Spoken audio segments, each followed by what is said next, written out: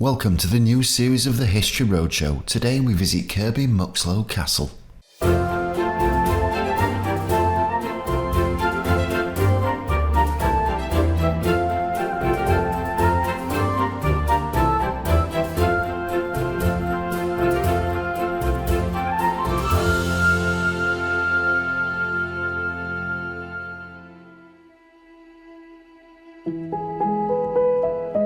Kirby Muxloe Castle is a ruined, fortified manor house in Kirby Muxloe, Leicestershire.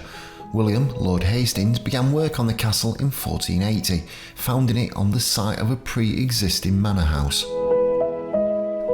The castle was rectangular in design and would have comprised of 4 corner towers, 3 side towers and a large gatehouse, all protected by a water-filled moat.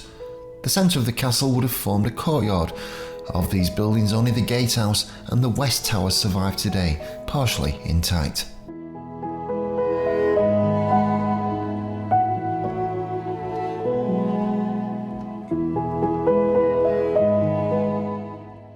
Work began on the castle in October 1480 under the direction of Roger Bowlett, who was Lord Hastings' steward and became the clerk of the works for the project.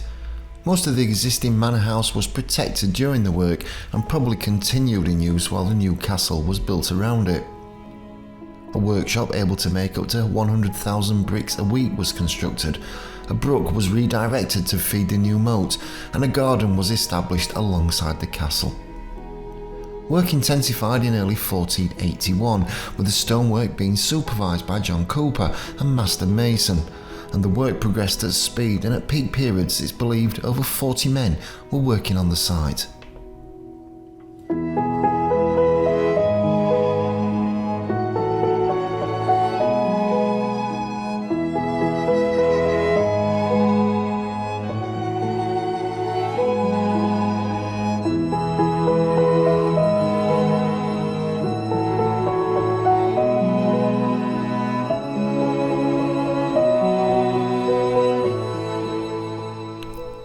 Two dams were constructed to create the moat, the first to divert water from the main stream and the second to control the water level. The current sluices are modern, but the originals were made from wood and leather. The moat, between 45 and 75 feet wide, was crossed by an oak bridge.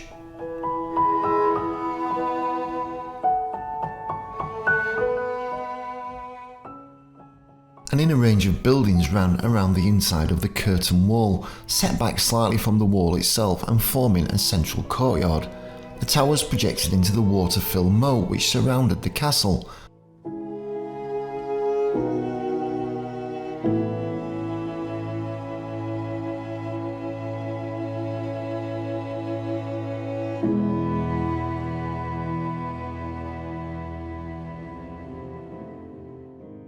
Here we see a drawing of the castle from 1826.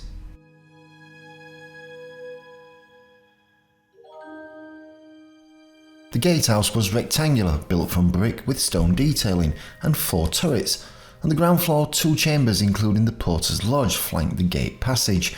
The first floor housed the portcullis mechanism, and if the second floor was ever completed, it has since been lost. The original plan for the castle was to have 4 towers, 1 in each corner. There had been hopes of finding additional remains during Pierre's archaeological investigations, but although the foundations of the original manor house were uncovered, few other items were discovered. The complete financial records of the castle's construction, however, were found in the archives of the Hastings family. They have since provided a fascinating insight into medieval building operations.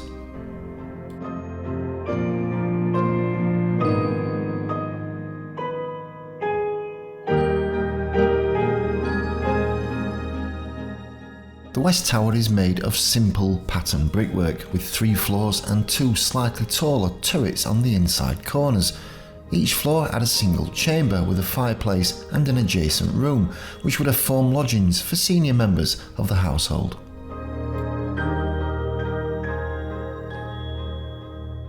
The castle was primarily built from bricks with stone used for the detailing, such as doorways.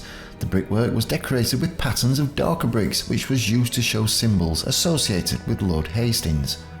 This style of decorative brickwork and stonework was popular across England at this time, and although the castle was not extensively decorated, the brickwork at Kirby Muxloe was skillfully executed, with the bricklayers cutting and shaping the kiln-fired bricks.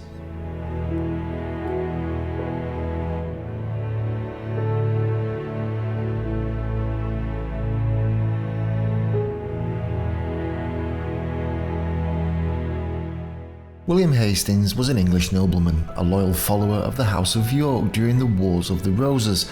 He became a close friend and one of the most important courtiers to King Edward IV, whom he served as Lord Chamberlain.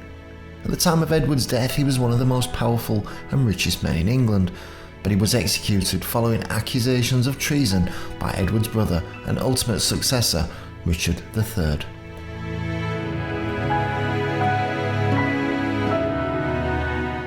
The castle continued to be owned by the Hastings family until around 1630, when it was purchased by Sir Robert Bannister and then by William Wollaston.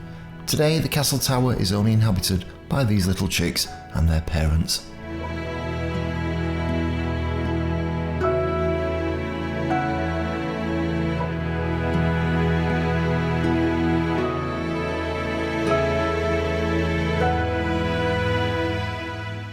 Picturesque setting awaits as you stroll around this fortified mansion, once full of power and glory, now reduced to a part of English history that serves as a well-told story of a man and his goals in life which was left incomplete. Kirby Muxloe Castle serves as a poignant memorial to his ambition and sudden demise.